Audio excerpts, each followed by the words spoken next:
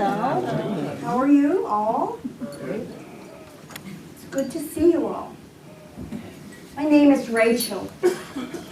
My husband and I run a small guest house in Bethlehem. And running an inn really keeps us extremely busy. You have no idea. My husband, Levi, he is a good and loving-hearted man. I wish you could meet him. Maybe someday you would. That would be wonderful. Well, I'm here today to tell you about this one night. We were so busy. I've never been that busy in my entire life, in all the time that we've run an inn. Well, what had happened is Caesar Augustus had issued a decree that there was to be a census of the entire Roman world. You probably read about it in the Roman Times Ledger. Well, because of this, we had people coming to the town of Bethlehem from all over looking for a place to stay. That kept us pretty busy trying to find room and places for them to stay. And we were extremely busy trying to feed them and make them feel comfortable. Our whole family was really involved in this. It was quite a challenge. But this one night, it was just late in the evening, and I'm thinking, how are we going to take care of all these people? How are we going to feed them? What are we going to do? We were really running out of things. Oh, and I looked in my basket. There were no more eggs. Where am I going to get eggs this time of night? It's really late. I can't ask Levi. He's so busy himself. And the children? Well, they were busy doing their chores, but I'm sure you all know children. They would break those eggs in all the confusion. So I certainly couldn't ask them. Well, here I am. I'm up to my elbows with pots simmering, trying to get things ready for tomorrow for breakfast and trying to figure out how am I going to take care of all of this. When I hear, Rachel, there's a young couple out here. Levi's calling me.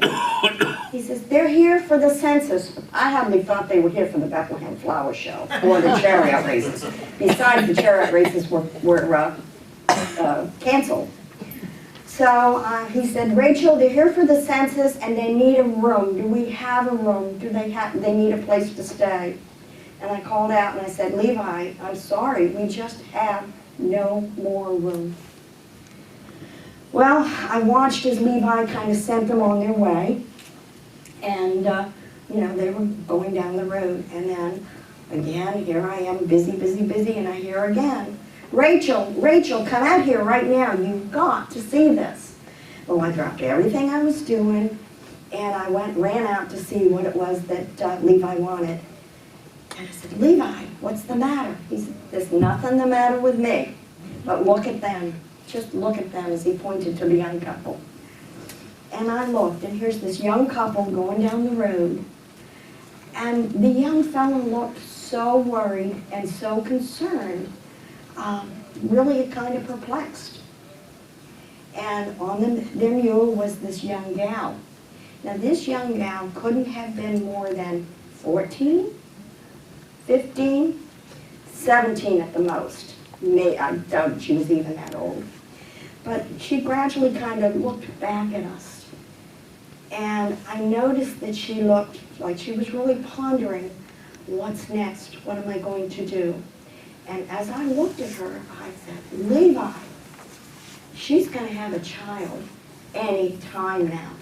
You could just tell. I'm a mother, and I know about having a baby right any minute. So I just said, Levi, what are we going to do?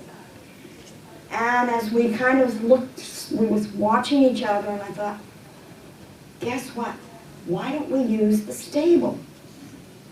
We could put them down in the stable. They could be warm in the straw, and it would certainly be more comfortable than any place along the road that they might go. They'd have a roof over their head.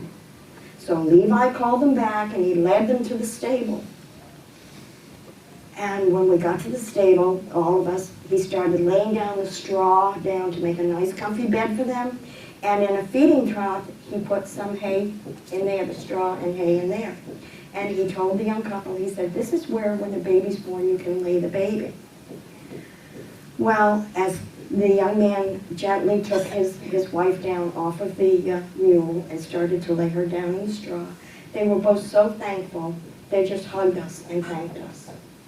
And Levi said to them, now listen, if you need anything, you just let us know. We will be back at the house. Do not hesitate to check with us. So Levi and I went back to the house. And Levi said, isn't there anything we can do for them? Anything else we can do for them? Do we have any towels, any blankets, or anything? Well, I scrounged around. And believe me, there wasn't even a blanket to be had. And all I could find was this white cloth. And I thought, well, maybe that's something she could wrap the baby in. That would be just something maybe. So as Levi and I decided, okay, let's go back and give them the cloth. And as we're going down towards the stable, what was that? We heard a baby cry. The baby's here. So we rushed in, and there in front of us was this young mother holding this naked, wrinkly baby in her arms.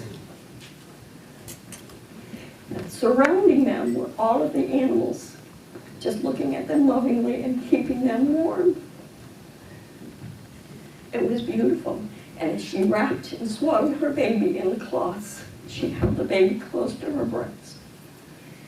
And her husband just looking on so lovingly, and it was so precious. Levi and I were so happy that we had made room for them at our inn, even if it was in this humble stable. And outside, the evening and night was so quiet. It was so peaceful. And the stars were sparkling in the skies. But there was one star that was brighter than all the rest. It was holy.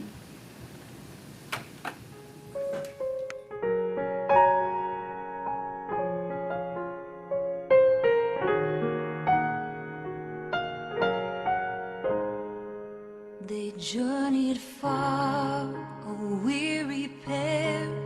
They sought for shelter from the cold night air, some place where she could lay her head, where she could give her babe a quiet bed. Was there no room, no corner there, in all the town, a spot someone could spare? Was there no soul come to their aid?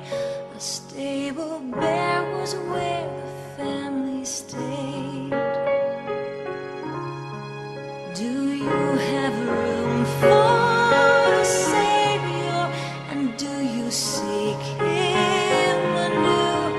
Have you a place for the one who lived and died for you? Are you as humble as a shepherd boy, or as wise as men of old? Would you have come that night? Would you have sought the light? Do you have room?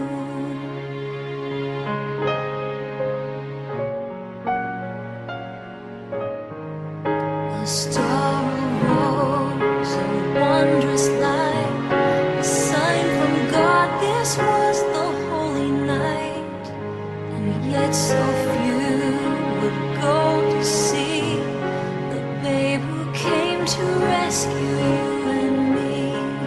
This child divine is now a king, the gift of life to all the world he brings. And all mankind he saves from doom, but on that night for him there was no room. Do you have room for the Savior? And do you seek Him anew? Have you a place for the one who lived